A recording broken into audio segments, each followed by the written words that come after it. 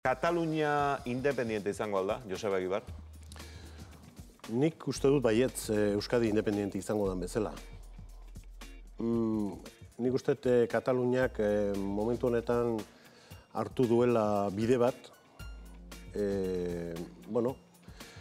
aurrekin asko daude ez, eta luzea litzateke guztiak nola bati aztertzea, baina Kataluniak hartu duen bideak ja atzera bueltek ez dauka. Eta horrek ez du esan nahi derrigorrez bihar edo etzi amu independentzia ezagutuko dutenik. Baina garbi dagoena da nazio gisa eta herri gisa momentu honetan pauso batzuk eman nahi ditula aurrea. Eta bere etorkizunaren jabe izan nahi duela eta arduraz jokatu nahi duela. Eta Espainiatik datorkion erantzuna da ezezkoa. Ezezkoa, hau da, azkenean agintari nagusienak esaten diote Kataluniari ez dezu nazio izaerarik eta hortikan ezin daiteke ondorioztatu zure herritarrei galdera egiteko eskubidea dezunik eta nabarmen agerian ustez gelditzen da iragan hurbilean guri gertatu zaigun bezala, beste kontekstu batean, baina benetan Alderdi Popularrak eta Alderdi Sozialistak beldurra diote ez galdera egiteari baita ere, batipat jaso ziteken o jaso daiteken erantzunari. Eta erantzun horri bide eman behar zaio. Ez du esan nahi derrigorrez zuk erantzun horren eskutikan zure posizioa inposatu dezakezunik, baina bai behartu beste estadua edo beste mailaren beste aldean dagoen hori negoziatzera. Negoziatzera, ubide horrek momentu honetan eskatzen du aurrera egitea. Eta hori ezin daiteke legedia aipamen egin ezabatu. Baina bik ez dute negoziatzen batek ez badu nahi, eta zaila ematen du Estatu Espainiarrean dagoen giroarekin, orain, hemen negoziazio batean sartzea, ez? Zaila ematen du, baina denborak erakutsiko du. Nik uste dut ezin daitekela etengabe mantendu ezezko borobil bat eta elkarrizketa eskaini, baina elkarrizketa hutsa da. Elkarrizketak ekarri behar du beste negoziazioa. Eta azkenean, zuk Espaini bezala, Estatu bezala, espaldi mazu onartzen, Espainiko sujeto politikoaz aparte beste sujeto politiko batzuk daudela, herri izaera o nazio izaera duten herriak egon badaudela, Euskadi, Katalunia edo baita ere Galizia, zatik izaera hori badugu, aitortua, orduan zergaitik ez eman bide horri. Azkenean, elkarbizitza antolatzea da. Personen artean, pareja batean ere, elkarbizitza ezin da inposatu. Paktatu egiten da, hitzartu egiten da, bestela haustura dator. Zezanik ez, bata bestean azpian baldin badago, gero indarkeri kodigoak erabiltze baldin badira. Orduan, elkarbizitza personen artean hitzartu behar da bezala, herrien artean ere bai. Eta azkenean, auzokide izango zara. Ez zoaz beste toki batetara, harremanak gauzatu behar dituzu. Orain 9 urte hori esan zuen, Ibarretxe jaunak kongresuan bertan, ezezkoa jaso zuen eta ondoren guztia ezagutzen dugu. Kataluniak egun ematean independiente izan behar badu, negoziazioaren bidea aipatzen duzu, baina itxura ematen du, hori ez dela gertatuko, orduan ez dakit alde bakarreko independentzia aldarrikapen bat etor liteken. Ez dakit etorriko den ala ez, baina nik uste katalanek hori aurrikusita daukatela. Garbi dagoena da, negoziazio bideak zabaltzez paldi madira, Kataluniak bere bidea egiten jarraituko duela.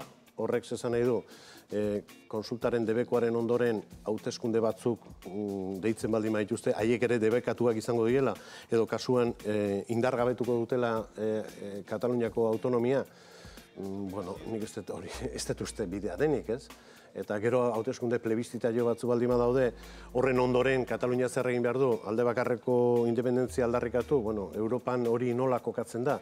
Guzti hori esku artean daukagun kontua da, edo eztabaidarako puntua da, eta gaina ikusiko duguna da. Ez dakigu zer, baina ikusiko dugu. Nik uste Kataluniak hartu duen abia da, histori guzti honetan, eta ja ez da bakarrikan abertzalek bultzatutako zerbait, bezikan Kataluniako herritar ezberdinek, ideologia ezberdinetako hala ikusten dute, irteera bat nahi dute, herri bezala, horri soluzio bat aurkitu behar zen. Inbiri ematen dizu zuri, han askotan aipatzen da, ezberdintasun, gizartearen olatua, gizartearen indarra izugarria dela, inbiri ematen dizu? Inbiri ja baino nik uste errespeto handia, ez? Zatik batzuk esaten dute eta hemen zergaitik ez. Lehen aipatu duzu, 10 urte, 9 urte, Ibarretxe, kontestua diferentea zen. Bai. Gu proiektu bat ata genuen legebiltzarrean, boto gutxi batzu batik, eta abertzaletasuna ez zetorren bat proiektu horrekin. Osea, zuk estatus aldaketa bat nahi ez zunen, herri edo izaera nazionala duen errealidade baten jausi eman nahi baldin badezu, indarra abertzaleak gutxieneko adostasun bat behar dute. Da orduan ez genuen adostasunik. Eta indarrean zegoen etaren estrategi politiko-militarra ere. Eta ezkerra abertzaleak gogora ekarri nahi dut, proiektuari eman zizkiola 3 boto alde da 3 kontra. 3 alde eta 3 kontra. Emaitza zein da, 0. 3 alde eta 3 kontra. Eta tramiterako bidea eskaini zion. Baina baita ere aitortu behar dugu, legebiltzarra orduan, ez zegoela herritarrez inguratuta esanez aurrera eta segi aurrera egia da, eta guk horra autokritika egiten dugu. Agian, Katalunian gertatu den fenomenoa erabat diferentea da. Nik uste, herritarren nahiak edo gizarte olatu horrek gainditu egin du. Herri gintzan o politika gintzan dabilen klasea. Eta Artur Masek egintzu momentu baten esan, herritarren nahia hori baldin badanik hauteskundetara ditu beharret. Herria. Eta, hauteskundeko ospatu zian. Batek gora indula besteak, azkenean, ardaz bezala, ardaz politiko bezala, erabakitzeko eskubidea jartzen du, da horrek gora egin du. Alde batea edo bestea. Baina horrek gora egin du eta aurrera egin du. Hori kudeatzen saiatu behar du, Artur Mas, eta saiatu behar dute Ezkerrakoak, Ziukoak, Iniziatibakoak, eta gainentzekoak, Kupekoak ere bai. Gaur egun Euskal Herrian, abertzaleak ados zaudete? Zertan? Herri honek ze izan behar duen, eta... Ez gaude ados. Oain arte, 35 urte pasa ditugu, 2 estrategik talka egin dute. Bat, estrategi politiko demokratikoa, da bestea politiko-militarra. Talka egiteaz aparte, eta ondorioak hortxe daude, biztan daude, estrategi horren ondorioak dira alde batetik biktimak eta presoak, aurrera pauso politiko nabarmenik ez dago, balantze horretan, bintzat politiko-militarrean, eta guk erabilitako eta kudeatutako autogobernuaren bide horrek bere emaitzak, bere iluntasunak eta argitasunak ere baditu, baina balantze bat egin daiteke, bi kultura horiek ez dute bat egingo egun batetik bestea. Eta biztan da. Orduan, Ezker Abertzaleak ere badu bere irakurketa egin beharko du, estrategi horren balantze bat ere egin beharko du, barrura begira eta herritarrei ere esan beharko die estrategi horrek ze balantze eskaintzen dion, ematen dion herri honi. Eta hori, aztertuta eta elkar hartuta, jakinda etorkizunean herri honetan, erkidego autonomoan zezanik ez. Eta ikusiko dugu Nafarroan ere, hemen etorkizunei begira, gehiengo politikoak bi ardatzen inguruan osatuko dira. Ardatz bat PNV da, eta bestea da Ezker Abertzalea. Ja, alderri sozialista, alderri popularra, ez bata, ez bestea, ez biek bat eginda ere, ez dira alternatiba herri honetan. Ez dira alternatiba politiko herri honetan daude. Bai, daude, baina bi ardatz horien inguruan osatuko da. Eta ze gertatzen ari da, bi ardatz horiek lehiatu beharko dute, lehiatu beharko dugu, nola ez. Baina baita ere, elkarren arteko hitzarmen minimo batzuk ere lortuk beharko ditugu. Herri hau edo nazio hau eraiki nahi baldin badugu. Eta beste alderri politikoak, jakina, alderri sozialistak, zilegitasun osoz, momentu honetan ardatz horiek ikusita, naiz eta urte terdian, kasuan, Gipuzkoan, eukizuen bere halako ze erlazioa politikoa edo ekonomikoa Ezker Abertzalearekin, ja lerrokatu da PNV-ren inguruan. Karo, alderri sozialistak baldintzatu nahi du ere PNV-ren ibilbidea, noski. Zilegi da, eta alderri popularrak ere jokua nahi du. Baina hemen bi ardaz nagusiak, oie, dira. Bi ardaz hoien arteko lehia alde batetikan, emango da, lurralde guztietan, herri guztietan, baina baita ere, garbi dagoena da, etorkizunari begira, herri honek bere soberaniaren bidean urrats eraginkorrak emango baditu, bi errealidade horiek elkar hartu beharko dutela. Zatik batak besteari egite baldin maio nolabaiteko zuloa, garbi dagoena da, herri ikuspegi hori zapustuta. Esaten duzu posturan, bi sensibilitate abertzale horiek topo egitea luzerako doa. Esaten duzun posturan. Nik luzerakoa baino nik uste behar duen denbora eman behar zaiola, eskaini behar zaiola. Ezker Abertzaleak oso garbi esaten du beti, independentzia lortu nahi duela. Ez dakit Eusko Alderdi Jeltzaleak hori zehaztu duen? Bueno, nik hori garbi esaten dutela, nik urrengo galdera da hemen importantena, nola? Zatik, guain arte izan da tiroka. Guain arte tiroka izan da. Eta garbi erakutsi duna da, esperientziak hori etzela bidea. Bueno, hori ez da bidea. Bide politiko eta demokratikoak izan behar dute. Garbi dago, herritarren gehiengoa behar dezula zu proiektu baten atzetik. Zati, niko oso gogoan daukat, baina ez dira urte asko, Ezker Abertzalearekin hitz egiten zenunen, independentziaz edo autodeterminazioaz, galdetzen zenion nola hori, nola. Danak esate zuten, ez hori etak negoziatuko du beste mai batean. Zu etzea inor PNV horretaz negoziatzen hasteko. Hori etak negoziatuko du estatuarekin. Claro, guain desagertu da protagonista, eta. Nik horretik lehenean esaten nun, eta politikoki esan nahi dut.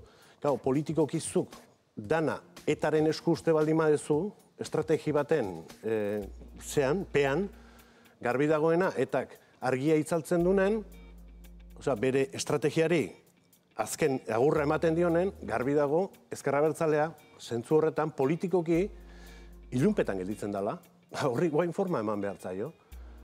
Nik ez dut Ezker Abertzaleen eskutik ikusi oraindikan erabakitzeko eskubidearen halako formulazio garbi bat, ez dut ikusi. Katalanek adibidez lurraldetasuna aipatzen dute eta erabaki dute. Paisos Katalanzez ez dute, hitz egiten dute, baina behaien aldarrikapena lurraldetasunei dagokionez, lau lurraldetara mugatzen dute. Ezker Abertzaleak hori garbi dauka. Eta PNV-ek? PNV dauka garbi eta idatzita.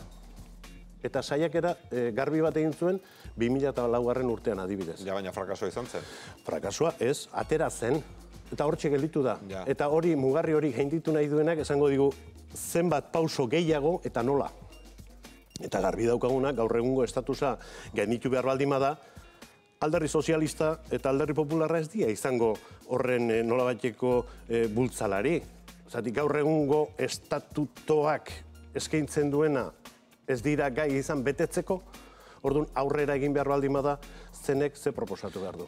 Autogobernuaren lantaldean itzengo duzu honetaz? Bai. Hor posible izango da? Hortik zerbait ateratzea? Bueno, guk aipatzen duguna da, egungo indarrean dagoen estatutuaren halako azterketa bat egin behar da, nun dauden gabeziak, hain zuzen ere, pentsatzen dugu azken urte hauetako oinarrizko legedi horrek izugarrizko zurrupatze bat egin diola, autogobernuaren eskumenei, eta guzti hori aztertu egin behar dela eta kalkulatu egin behar dela. Baita ere ekonomikoki horrek ze suposatzen duen. Eta independentziataz hitzin gabe, hau da, ezagutu ez dugun estadio batetaz hitz egiten hasi aurretik, kalkulatu dezagun dependentziak ze suposatzen duen. Eta edozein kasutan erabakitzeko eskubideak, baita ere arlo publikoan, ze ondorio izango lituzken herri honen mesedetarako, gure iritzian. Bueno, eta konsensurik zabalena lortzea, hori da helburua. Baina konsensurik zabalena lortzeak esan nahi du, alegin batin behar deula guztiok. Ez batzu bakarrik. Eta ez duela, tokirik izango beto eskubideak. Beste erabatea esan da. Herri honen etorkizun politikoa, autogobernu mailan, edo dana delako mailan, Alderdi Sozialistaren, edo Alderdi Popularraren buruetan dagoen horretan baldin badu muga, hori beto eskubide bada. Ja, baina muga hori hausteko indarrek izango da? Bueno, garbi dagoena da, gehiengo demokratikoak ere hortako daudela. Da, gehiengo demokratikoak zuk ezingo dituzu inposatu bat batean, eta era itxi batean, baina bai, eta realidadeak badaude, eta adibideak ere badaude, gehiengo demokratiko horrek proposatzen duen hori negoziatu inbeharko dela. Eta gaur egun, estatuarekin, kasuan Espainiarekin, edo demagun, baita ere frantziarekin, baina, bueno, nik uste hegoaldeko, Hego Euskadiko lau lurraldetaz hizketan ari baldin magea, Espainiko estatuarekin hitzein beharko genukela. Eta adibideak ere egon badaude, zatik hor saiakera ezberdinak izan dira. Eta iragan hurbilean ere 2006 urtea hortxe dago, eta Loiolako elkarrizketak ere, eta Loiolako papelak eta akordioak ere. Orduan, Alderdi Sozialista hor egon ere bazegon. Orduan, ze gertatu da 2006-tikan onuntza konpromiso guzti horiek dezagertarazteko? Zaila ematen du ez, Alderdi Sozialista. Gaurko Alderdi Sozialistak, Loiolan adostutakoa ametitzea, ez? Bakizu nun dagoen kontra esana, nik hori ares egin hitzegina dauka. Eta esaten nion, bueno, zue konpromiso hauek hartu zen dituzten 2006 urtean. Da beak esate, baina hori kontestu jakin batean zen, eta zerbait lortzeko zen. Eta esate, orduan, pakeak prezioa dauke?